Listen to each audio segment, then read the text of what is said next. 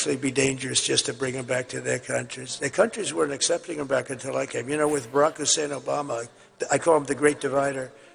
He's the Great Divider. Oh, what do you mean? She said bad about me. I can't hit back. Sir, you're winning. Just relax. Is that good or bad advice? And Michelle hit me the other day. I was so nice to her. Out of respect, I was so nice. She hit me the other day. I was going to say to my people, am I allowed to hit her now? Michelle Obama just called Trump a weak man, and he completely lost his mind on social media. His all-caps meltdown is exactly what she was talking about. A grown man throwing a tantrum like a toddler who dropped his ice cream cone. We've got the full breakdown of Michelle's calm presidential takedown versus Trump's unhinged response that honestly reads like it was written by a 13-year-old who just discovered the caps lock button. The contrast is both hilarious and terrifying when you remember this guy wants to be president again. Before we move on, I'd like to ask you a small favor. If you appreciate this content, please take a second to like this video and subscribe to the channel. Over 98% of you watch the videos without subscribing. It costs you nothing, but it makes a huge difference to us. So, did you click the subscribe button? Great. Thank you so much. Now, back to the video. Did you notice how Michelle Obama didn't even have to mention Trump's name to completely destroy him? That's what we call presidential level shade throwing. While everyone else is out there screaming and calling names, Michelle just calmly walked onto the stage and proceeded to demolish the former president's entire fragile ego without breaking a sweat. We are indifferent to his erratic behavior, his obvious mental decline, his history as a convicted felon. Please do not hand our fates over to the likes of Trump, who knows nothing about us, who has shown deep contempt for us, a predator found liable for sexual abuse. All of this while we pick apart Kamala's answers from interviews that he doesn't even have the courage to do, y'all. Because a vote for him is a vote against us, against our health, against our worth. Her recent speech wasn't just your regular political blah blah blah. It was like watching a surgeon precisely locate and expose all of Trump's insecurities using nothing but facts and class. The genius part, she never once stooped to his level of childish name-calling. Instead, she simply talked about what makes a good leader and a healthy marriage, which apparently was enough to send Trump into a complete meltdown. Political experts have been analyzing why her approach was so effective, and it comes down to this. Michelle maintained total dignity while systematically exposing Trump's weak spots. Her calm delivery made her critique sound like genuine concern rather than a political hit job. It's like she was saying, "I'm not mad at you, Donald, I'm just disappointed." And we all know that hurts way more. You know what the response is there? It's like, nah. What do the ladies from North Carolina think about hit back or just relax? Huh?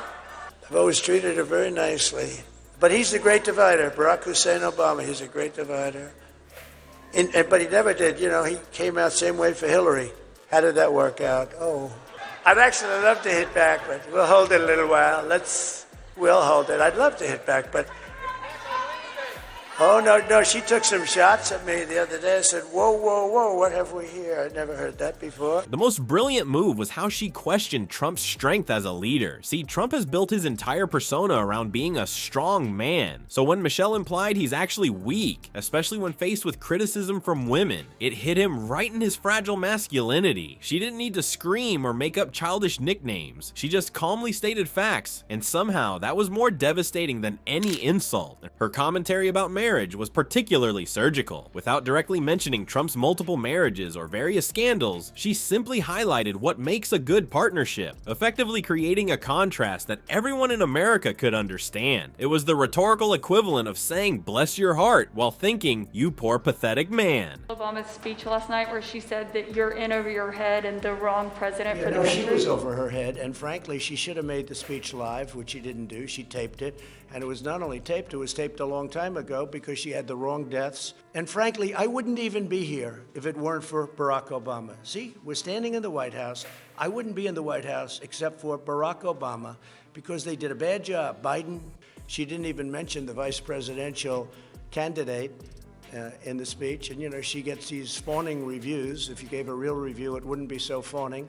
I thought it was a very divisive speech, extremely divisive. What makes Michelle's approach so effective is that she knows exactly which buttons to push by calmly questioning both his strength and his marriage, two areas where Trump has massive insecurities. She essentially set up a trap that he couldn't resist falling into. When someone with Trump's ego feels threatened, especially by a successful black woman, he simply can't help but respond in the most embarrassing way possible. When Michelle pushed those buttons, Trump's reaction was about as dignified as a toddler denied ice cream before dinner. His response pattern is truly something to behold, starting with somewhat coherent complaints before completely losing it in spectacular fashion. At first, Trump tried to keep it together with just a few angry posts. He claimed Michelle was being very nasty to him despite him supposedly being so nice to her. But as her words about leadership and character really sank in, his composure crumbled faster than a sandcastle at high tide. The real show began when his responses transformed from semi-coherent sentences into what can only be described as all-caps rage posts that looked like someone was just angrily smashing their forehead against the keyboard. These weren't just regular Trump rants. These were special edition meltdowns with extra sauce. Speaking of sauce, his staff reportedly had to scramble to hide all the ketchup bottles as his tantrum escalated. Apparently, the former president has a well-documented habit of throwing condiments when upset. Nothing says stable genius quite like decorating the walls with Heinz 57. She said that she did not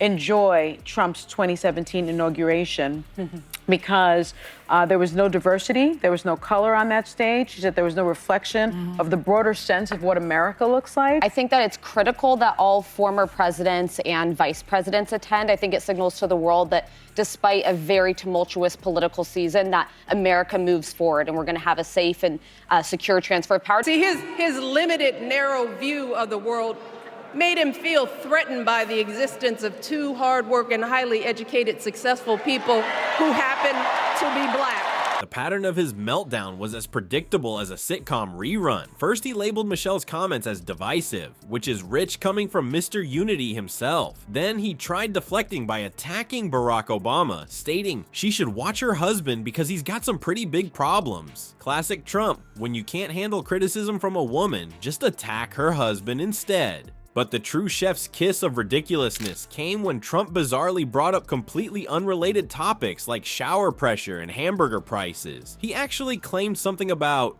the price of hamburgers for his downfall. Because nothing says I'm handling this criticism well like randomly yelling about fast food costs. His entire response toolkit consisted of textbook deflection techniques, what about Barack, and the ever-popular fake news. Anything to avoid addressing the actual substance of Michelle's critique. It was essentially the political equivalent of putting your fingers in your ears and shouting, "I can't hear you." Trump's supporters tried to frame his tantrum as fighting back, but even they struggled to explain how personally attacking a former first lady constitutes presidential behavior. The contrast couldn't be clearer. While Michelle delivered a thoughtful critique about leadership values, Trump responded by essentially screaming schoolyard taunts on social media. You know what's the real kicker in this whole Trump versus Michelle saga? The polls. Regular folks across America are looking at Trump's temper tantrum and thinking, is this really how a president should act? Voters aren't buying the whole fighting back excuse anymore. They're seeing a 78-year-old man who can't handle criticism without going nuclear. When Michelle spoke, she exposed the truth that many Americans already feel in their gut. Trump lacks the basic emotional control we expect from anyone over the age of 5, let alone someone who once had the nuclear codes. The polling shows it plain as day. Voters view his behavior as immature and unpresidential. Next time Donnie Diapers claims to be the picture of stability and genius, just remember how the American public actually sees him, as a grown man having a meltdown because a woman dared to challenge him. Not exactly the strongman image he's trying so hard to project, is it?